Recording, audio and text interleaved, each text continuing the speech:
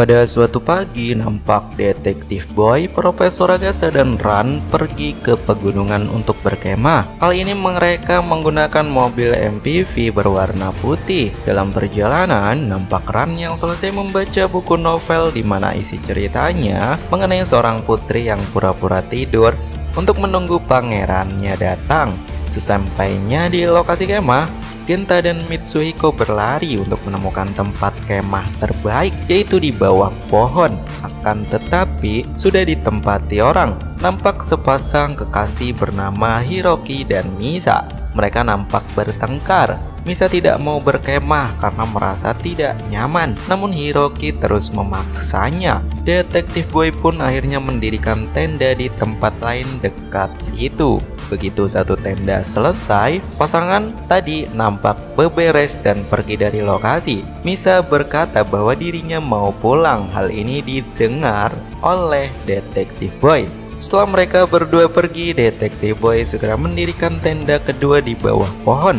Tenda itu untuk para wanita, yaitu Ran, Ayumi, dan Haibara. Di dalam tenda nampaknya Ran mengantuk karena semalaman membaca novel. Dia memaksakan diri ikut karena akan membuatkan kare. Akan tetapi Ran tertidur pulas. Tak lama datang pasangan tadi, yaitu Misa dan Hiroki. Mereka berdua marah-marah karena tempat kemahnya diambil Detektif Boy. Tentu saja Conan sempat berkata, "Bukankah kalian memutuskan pulang?" Misa mengakui hal itu.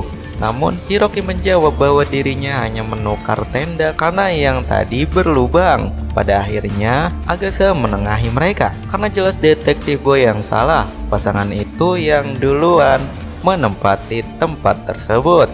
Namun Misa nampak mengalah. Dia memilih tempat berkemah lainnya. Hiroki nampaknya tidak mau, namun Misa mengancam pulang. Hiroki pun terpaksa mengikuti kemauan Misa. Scene berganti, nampak Haibara dan Ayumi menyiapkan makanan. Di saat itu Misa datang dan membantu Haibara memotong bahan makanan untuk membuat kare. Di sini tersirat bahwa Misa dan Hiroki mau pisah. Di dekat tenda Genta, Mitsuhiko menyiapkan api unggun.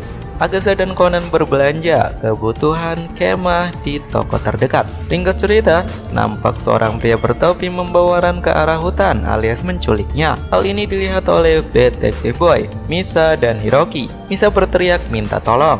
Agatha dan Conan segera berlari. Ternyata Ran diculik. Mereka segera bergegas mencarinya di hutan. Tak lama terdengar suara mobil. Conan melihat mobil itu, di dalamnya ada Ran. Conan berlari mencoba mengejarnya, namun tidak berhasil. Setelah itu mereka menghubungi polisi. Setelah dilakukan olah TKP, ditemukan bahwa obat tidur di tenda. Kemungkinan korban telah dibius sebelum diculik sehingga tidak terbangun. Polisi segera melakukan penyusuran. Beberapa jam berlalu, polisi menemukan mobil yang mengalami kecelakaan di lereng gunung. Dan setelah dipastikan kembali, pengemudi mobil itu adalah pelaku yang menculik Ran, bernama Takada. Akan tetapi, Ran tidak ditemukan di dalam mobil tersebut. Takada masih dalam kondisi koma di rumah sakit. Polisi menemukan ponsel di dalam mobil pelaku. Di ponsel itu kemungkinan adalah milik Takada. Di dalamnya terdapat beberapa foto, di antaranya foto Takada, sepatu, perlengkapan ke sungai, dan foto buram yang mirip Misa. Lalu sebuah pesan belum terkirim, yang intinya pelaku meminta tebusan untuk wanita yang telah diculik pada jam 3 sore atau wanita itu tewas. Menurut Agatha, kemungkinan pelaku mengalami kecelakaan saat mengetik pesan tersebut. Conan pun mengecek kembali ponsel itu dan meminta polisi menghubungi nomor tujuan Takada. Ternyata nomor itu milik Hiroki. Tentu saja Conan yang menyarankan untuk mengawasi Hiroki sebelum menelpon, sehingga dengan mudah Hiroki tertangkap basah. Hiroki pun diinterogasi. Ternyata tujuannya adalah membunuh Misa. Itulah mengapa dia membuat tenda bawah pohon sebagai lokasi termudah. Namun saat tendanya pindah dipakai Detektif Boy, dia berusaha menghubungi Takada untuk memberitahu bahwa penculikannya dibatalkan, namun tidak bisa terhubung. Pada akhirnya Hiroki sendiri tidak tahu di mana lokasi Ran, karena Hiroki hanya menyuruh untuk membunuh target. Setelah mendengar penjelasan, Hiroki dibawa ke kantor polisi. Conan pun bergegas mencari di daerah sungai tak jauh dari lokasi kecelakaan, karena dia yakin Ran masih bisa diselamatkan sebelum jam 3 sore. Conan bersama detektif boy lainnya dan Agatha menyusuri semua area. Mereka menemukan plang peringatan berisi pelepasan air dam pada jam 3 sore ditandai dari alarm di 10 menit sebelumnya melalui speaker. Conan pun meminta Agatha untuk pergi ke bendungan. Tak lama, Conan berhasil menemukan mobil pelaku yang tertutup semak di tengah sungai. Conan, Genta, dan Mitsuhiko mengeceknya. Ayumi dan Aibara diminta tetap di pinggir sungai saja. Ternyata benar, di dalam mobil itu ada Ran. Conan berusaha membuka pintu mobil namun terkunci, sehingga Genta berusaha memecahkan kaca mobil dengan batu, namun sangat keras sehingga butuh waktu sedikit lama. Begitu kaca terpecah, suara alarm berhenti. Air dam mulai bergemuruh menuju sungai.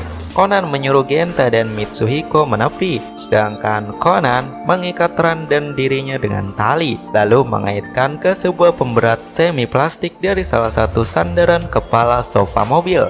Di sisi lain, Agatha menembus gerbang dengan terburu-buru, lalu berlari ke arah kantor bendungan. Tentu saja dia kena marah oleh petugas karena itu lokasi terlarang untuk warga sipil. Namun Agatha menjelaskan situasi darurat di mana hilir sungai masih ada anak-anak. Petugas bendungan segera menutup air dam. Ketika air dam mulai menerjang mobil, Conan bersiap pada momentum ketika mobil terangkat. Ketika itu Conan membuka pintu belakang mobil dan menendang pemberat ke arah Genta yang ada di tepi. Di saat itu Conan dan Ran jelas tenggelam. Naasnya, Genta tidak berhasil menangkap pemberatnya. Jelas membuat semua orang kecewa dan sedih. Namun ada Misa yang bersiaga tak jauh dari mereka.